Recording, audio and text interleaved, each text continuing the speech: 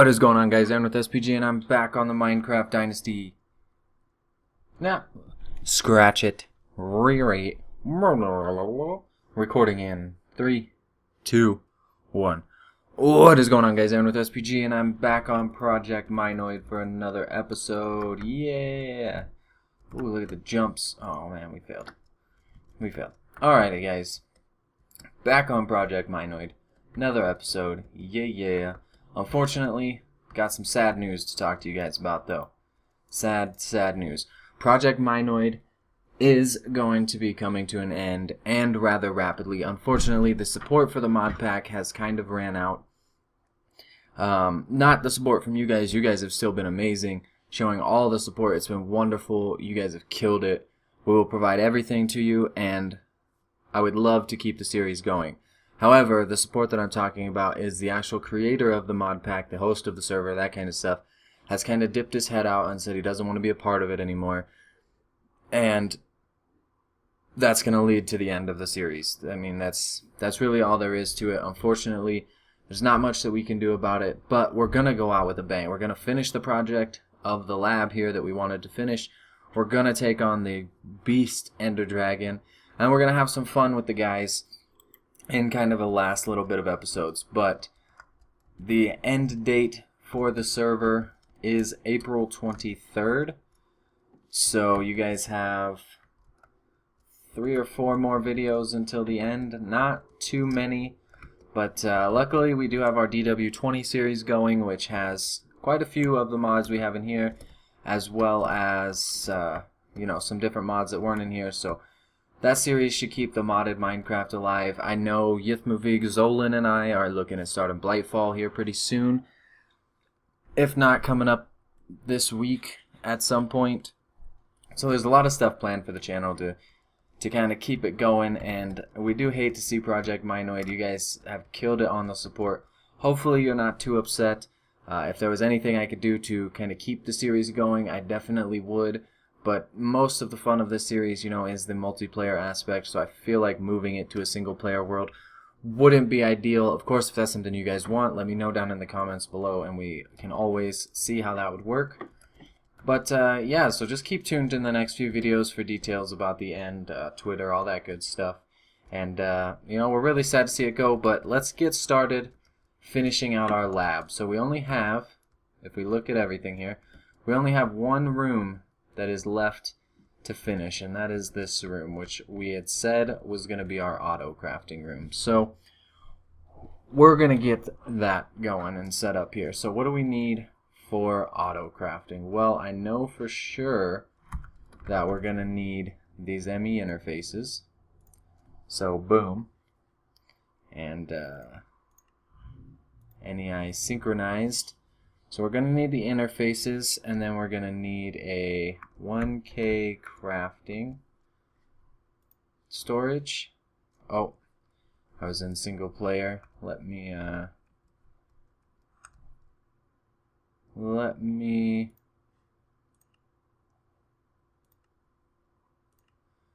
turn that off, and we go into here. We had some issues with the world again that we had to fix. So, alright, let's try this again. 1K crafting. Alright, so we need these crafting units, and we're going to need 1, 2, 3, at least 4 of them, which is apparently all of the process we have. Anyway, let's get these going. We got one next gen crafting. Alright, let's put these in here. Let's recipe mode this again, and let's make ourselves 3 more of these. And boom, we have the 4. Now really we only needed 3, so I actually just messed that up, because one other thing I need is a co-processor. So I'm going to have to make another one of these, which means I need to get calculation processors. Luckily, we have plenty on store, and that will just automatically start creating them. So let's grab ourselves the coprocessor. Bloop. And bloop. Alright, so now we've got our setup. Our very basic setup. And we're gonna need cabling to one of the blocks. Now, 1, 2, 3, and I like to put the coprocessor at the bottom there. I think it looks nice. Now, one thing actually I want to try really quick. Is this considered a multi-block structure? I don't think it is. No, it is not. But the 3 are, so that is good, and actually that'll work well with our plans for this room. So we're actually going to need to make one more 1K.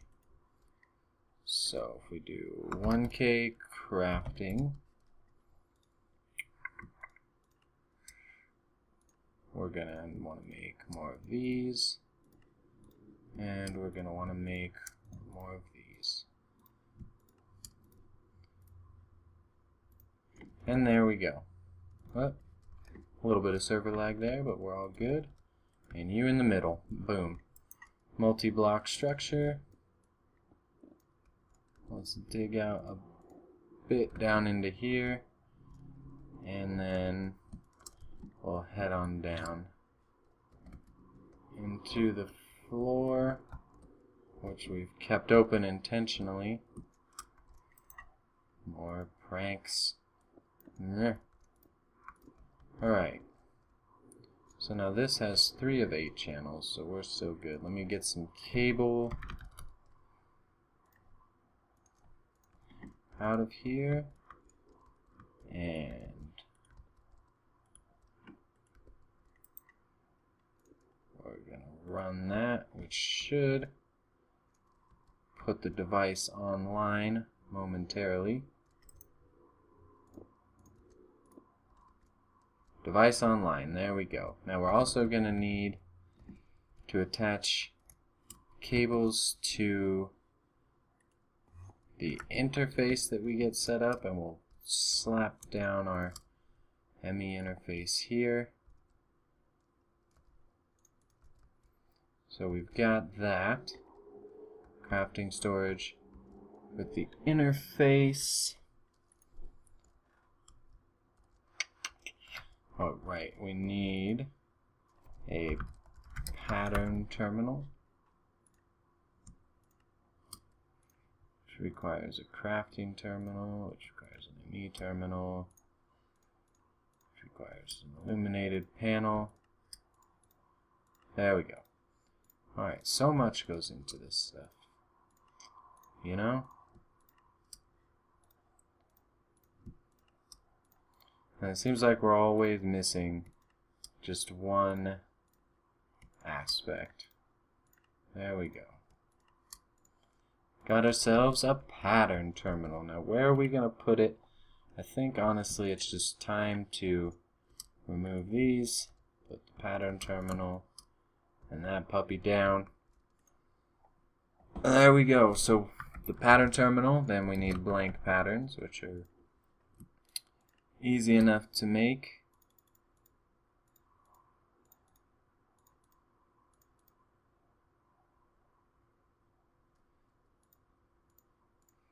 And let's just weird server lag going there.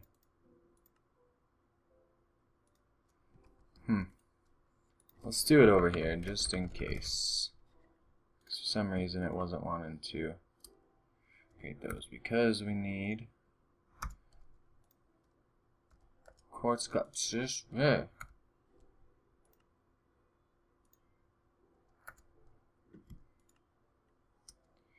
Alright, so we need some more quartz dust. That's easy to take care of. So what we're going to do, guys, is we'll be right back as soon as we get the terminals and everything set up and ready to rock and roll. Alrighty, guys, and we're back. So got our blank patterns all set up here, and let's get something simple going here. The one thing that I am not sure if we need is a molecular assembler.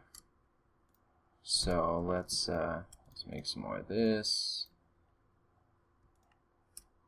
We need more of each of these, which we're finally out evenly, which is nice. Alright, there we go. Now I'm not sure if we need these. I have them in the Direwolf 20 setup, but yeah, I'm not sure if we need them. But let's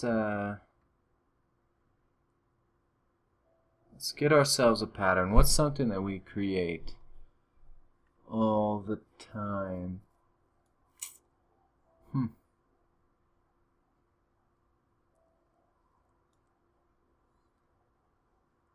You know, there's not much, but we can do this. Let's make ourselves a pattern for amber block, just to check it out. And then we come over, we put it in the interface, and then if we come over here and we do amber block, we can craft. We'll make 10. We use this. Available 90 to craft 10. Start that baby up. We should see it working here. Now, it may be because we're missing the molecular assembler that it's not working. So let me just throw one of those down really quick and see if that helps out at all. So some scheduled. What if I put it there? Ah, there we go. So it needs to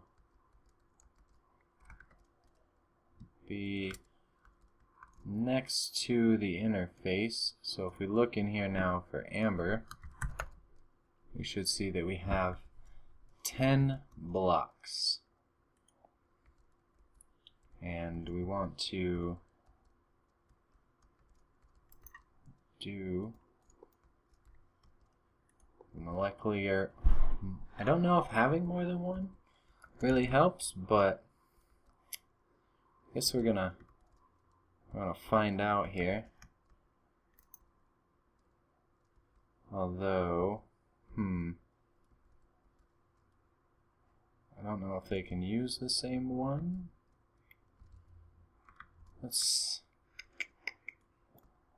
How can we do this a little bit better? What if we put the molecular assembler there, and we put it there? What does that look like from this side? Because I know we had the white. Yeah, it doesn't look too bad. Alright, and then let's go to craftable. Let's craft 10 more. Start her up.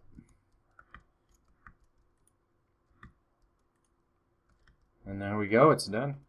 Crafted them up and is looking good. Can put you, put you guys back now.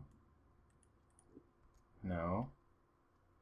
Ooh, I can't put the other one back where it's supposed to go.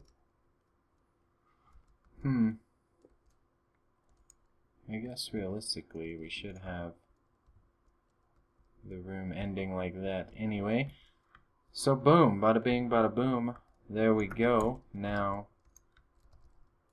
I want to make 4 more, or 3 more. I want to make 4 more of these. Oh, I have all the cable on me. 2, 3, 4. Because I want to make 1, 2, 3, another section, And then we want to make ourselves a coprocessor. Want to make ourselves another section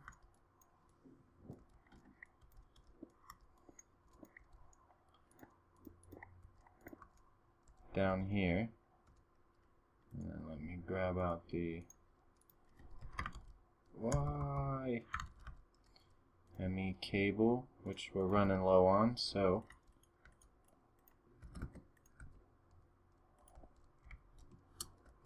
I have an idea for that. 1, 2, 3. I need 2 more of the 1Ks. That's right. That's right. This is my fault, guys. That is my fault. Oh, see, we're down to our last bit of cable. Not to worry, though. 2, and there we go. 1, 2. Now, in theory, this should work. If we look up ME glass cable, Fluix, and what it takes, and we encode the pattern, we come over here, we put her in our interface, we should be able to craft, let's say, 10 of those. Start.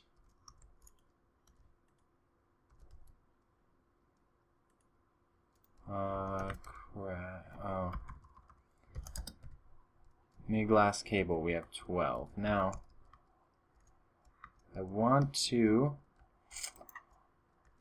remove these 2 really quick so I'll be able to tell the difference in CPUs. And actually, I'm going to want to remove these 2. And grab out some more cable.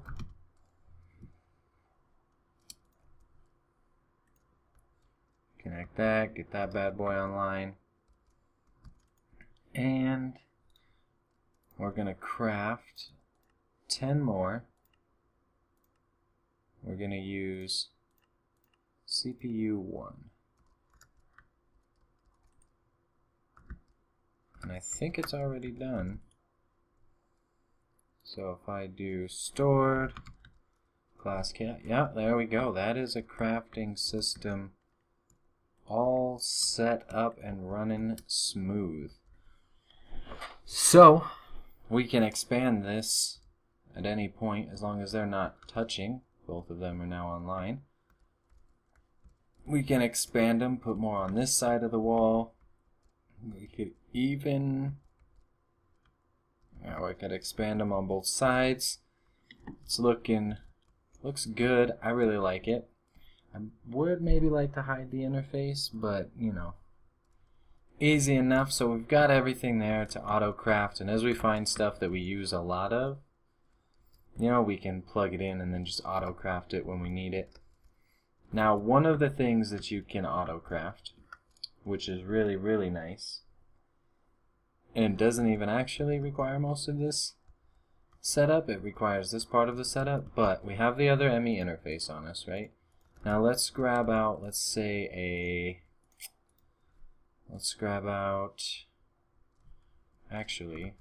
come over here, and then let's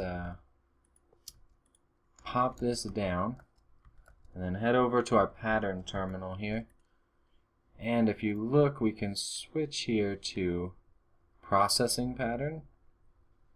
So now if I grab out some Certus quartz dust, and I say that 1 Certus quartz makes 1 Certus quartz dust, and I take this pattern all the way over here, and I put it in this interface tied to the pulverizer, you should see that if I go to Certus quartz dust, we have 49. Now if I go to craftable, I'm trying to think how this one works. I set it up on Mineoid, but I do actually think that the interface has to be tied to the thing. So if we just quickly grab the pulverizer,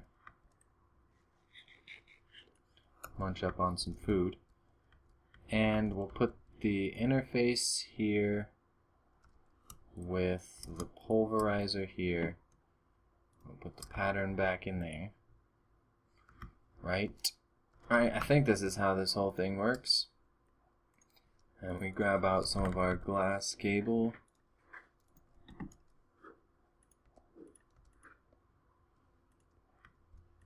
I ran that to the wrong thing, but we connect these two.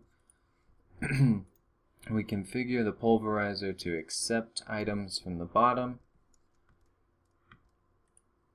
And then output them to the top. I need to grab. And then, yeah, see? We can craft Certus quartz dust. So we had 49. Let's make 10. Start the process. And if we go to Certus quartz dust, we should see. It would come back in if we had, like, say, you know, a way to export it and stuff. So that is next on our list. Is rather than set up other crafting terminals, we'll probably set up some of the. I'm gonna put the machines back where they are, and we'll probably run some interfaces to them. But yeah, that's so we can craft dust, we can craft realistically whatever we want. So as we figure out more and more of what we want, unless it involves this thing, we will be able to upgrade this. Now again, with Mineoid coming quickly to an end, guys, we you know, you'll probably see most of the rest of this crafting stuff done over on the DW20 series. But I wanted to introduce you guys to this on Mineoid, how to do it. So hopefully that was a pretty easy explanation. They all need to be a cube form. The coprocessor gives it the ability to react and move faster. And it can be anything from 1K to 64. Now the storage affects the amount of items that you can craft at once.